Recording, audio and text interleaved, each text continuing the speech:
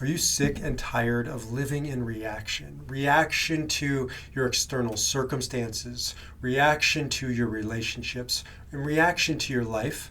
If you are, then I want to introduce you to the 99% rule. This is an idea that will transform your life. It's transformed my life and the lives of the people I guide. So I'm Baruch Halevi, also known as B, and I co-founded what's called Soul Centered with my wife Ariella Halevi. Soul Centered is a spiritual center for meaning, purpose, and healing for anybody in the afternoon of life. What's the afternoon of life? It's the Jungian idea of midlife and onwards, or the second half of life. Why the second half of life? Because this is the time that we can now start responding to our life and stop reacting physically, emotionally, all of the external circumstances. So much of the first half of our life, and for many the second half of life, but it doesn't have to be that way, is lived in reaction. But I'm a logotherapist, meaning-centered therapist, student of Dr. Viktor Frankl, author of Man's Search for Meaning and Holocaust survivor and father of logotherapy, who says that we are here not to live in reaction, but to be responsible, response-able to respond to our life, and particularly when it comes to our relationships. And that's what we're going to talk about right now. That's what the 99% rule is all about. So I created the 99% rule because I saw in myself a long time ago. There was this piece of me, just like in the people, the lives of whom I guide, and in you, in your life, where we're waiting, we're holding back because we're scared. We don't go all in. But I don't know about you. I know about me. I don't want to live a life that's not all in. I don't want to be stuck in the 99% rule, and there are great consequences for that 1%, which I'll talk to you about in a second.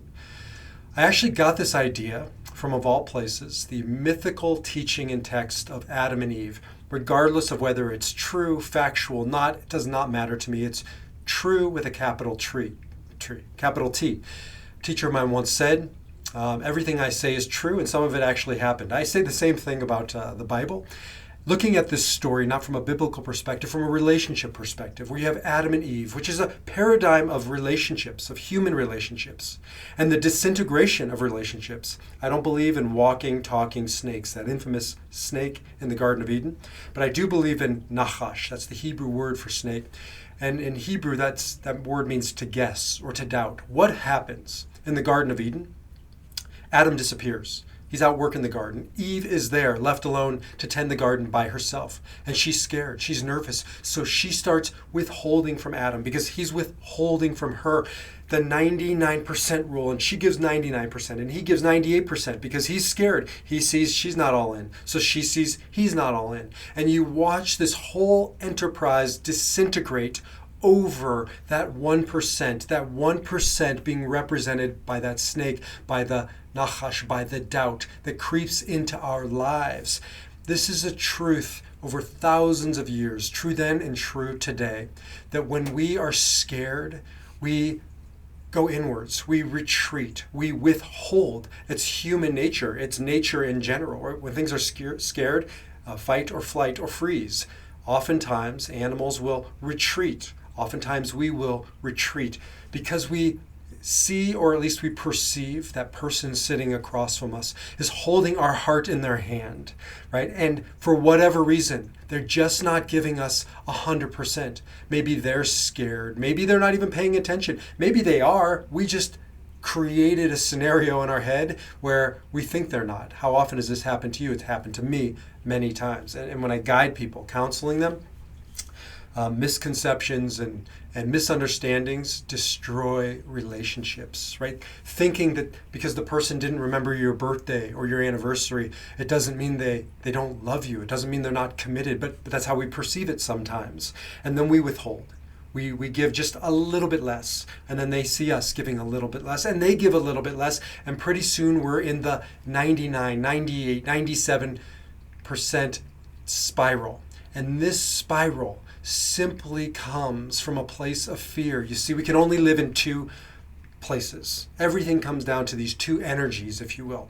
Either you're in a place of love, which is unabounded, right? Unrestrained, giving. Giving from this place of fearlessness, where there is no fear. There's abundance, there's plenty.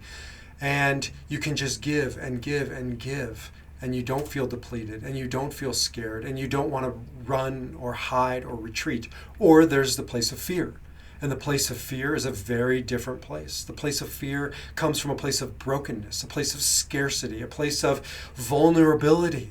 And when we are vulnerable, we tend to retreat to the fear side. We tend to go to this place where I don't want my heart to be broken. I don't want to be left out in the cold. I don't want to be the one standing there, right? Left at the altar, so to speak. And so what do?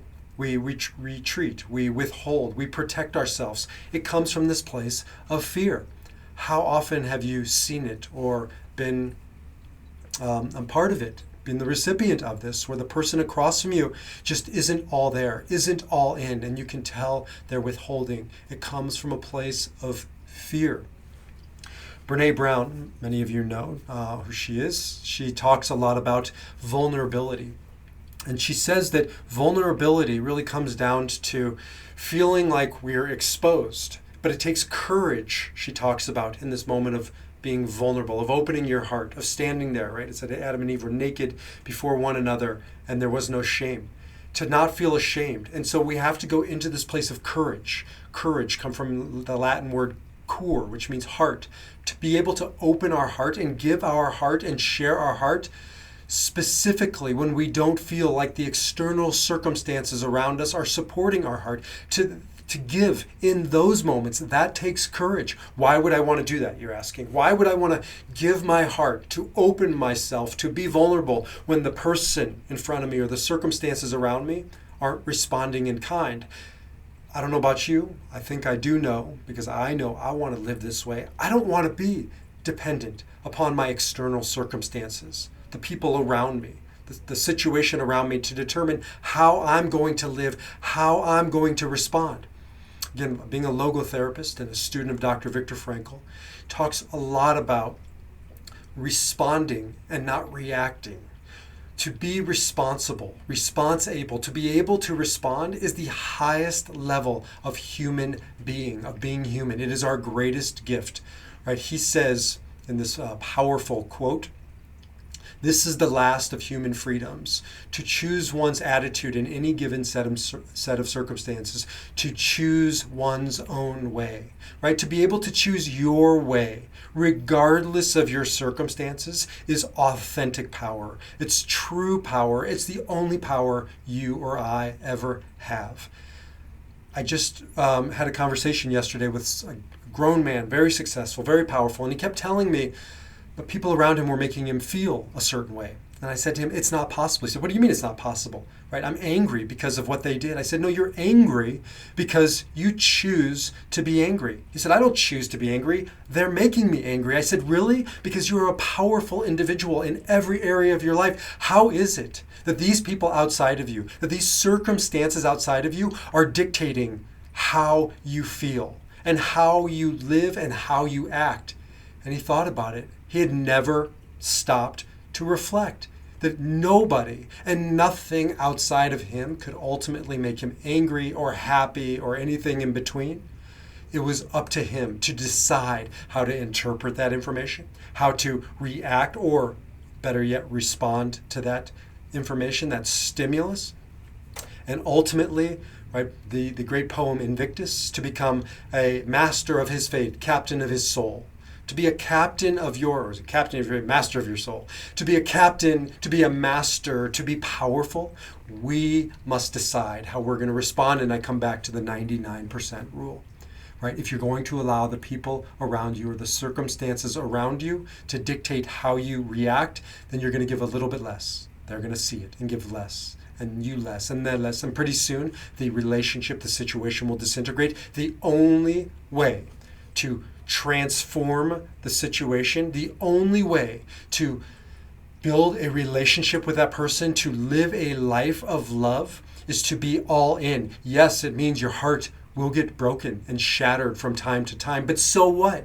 I would rather go down in this life failing and falling on my terms than to succeed because of the circumstances and happenstance, and it just happened to work out. So what? So your heart is broken, right? The great mystic, Rabbi Menachem Mendel of Kutsk, says there's nothing more whole than a shattered heart. So your heart is going to be shattered. We'll talk about it another time. You will be more whole because of it, but no matter what, at the end of the day, you will not die with regrets. You will not die having lived in reaction. You will not die the 99% rule, being partially in, being kind of in, being sort of in. You will die on your terms, in your circumstances, having lived, more importantly, your life fully and fiercely and loved completely, because you will have shown that you are all in. That is the not 99% rule. That is living by the 101% rule. Don't allow your circumstances or the people in your life to determine how you will live, how you will behave,